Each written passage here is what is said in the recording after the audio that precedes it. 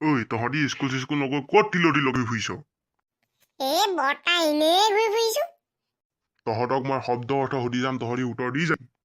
প্ৰথমতে তই কচোন, দূৰবাক্য শব্দ অৰ্থ কি? দূৰবাক্য শব্দৰ অৰ্থ অঁ। দূৰবাক্য শব্দৰ অৰ্থ হৈছে বহু দূৰত কোৱা বাক্য।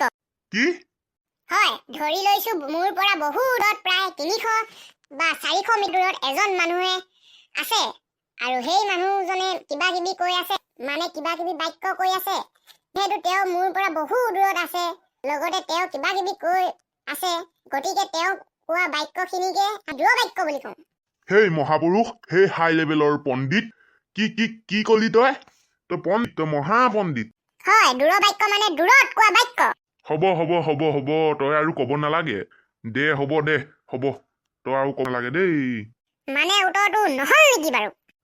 উত্তৰটো নহল হা? মানে উত্তৰটো নহল। দূৰবাক্য মানে দূৰত কোৱা বাক্য নহয়। তিৰস্কাৰ। শনিশ্বৰ, এইবাৰ তই কচোন, দ্ৰোণী শব্দৰ অৰ্থ কি? দ্ৰোণী শব্দৰ অৰ্থ হৈছে দ্ৰোণ, মাইকী দ্ৰোণ। হা? কি কলি তই? হয়, মহিলা দ্ৰোণ। মহিলা দ্ৰোণ হা? মানে কি? ছোৱালী বা মহিলা মানুহবিলাকলে মন কৰিলে দিব। ছোৱালী মানুহৰ নাম কি থাকে? লক্ষ্মী, মৰমী এইবিলাক থাকে।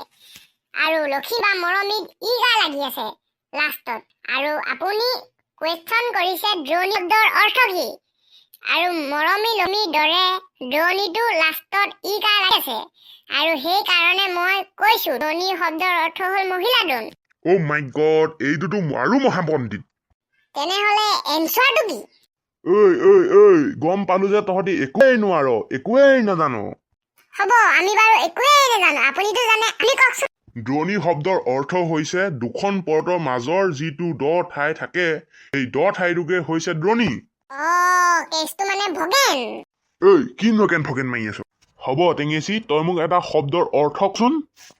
No, মোক এটা শব্দ সুধিলে নহব, 3টা শব্দ উঠিব লাগিব, তেতিয়াহে সুধক। হ'ব, মই সুধি যাম, তই উত্তৰ দি যাবি আৰু তই শুনি যাবি। অ'কে, য়েছ। কচোন বাৰু, ঘট শব্দৰ অৰ্থ কি? ঘট শব্দৰ অৰ্থ হৈছে আধুনিক ঘটি। আগৰ ঘটিটো মডিফাই কৰি ঘট বনাইছে। কি আধুনিক ঘটি? আৰু তই এইটো কাৰ বাইক পাছ মডিফাই কৰিবলৈ? আজিকালি চব মডিফাই কৰে।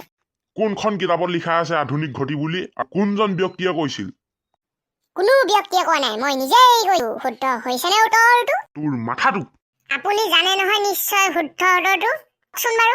ঘট শব্দৰ অৰ্থ হ'ল যিজন ব্যক্তিয়ে দৰা কইনা বিচাৰি সিহঁতক বিয়া পাতিব পাৰে আৰু সেইজন ব্যক্তিকে ঘটক দে। Next question সুধক। হ'ব, ক।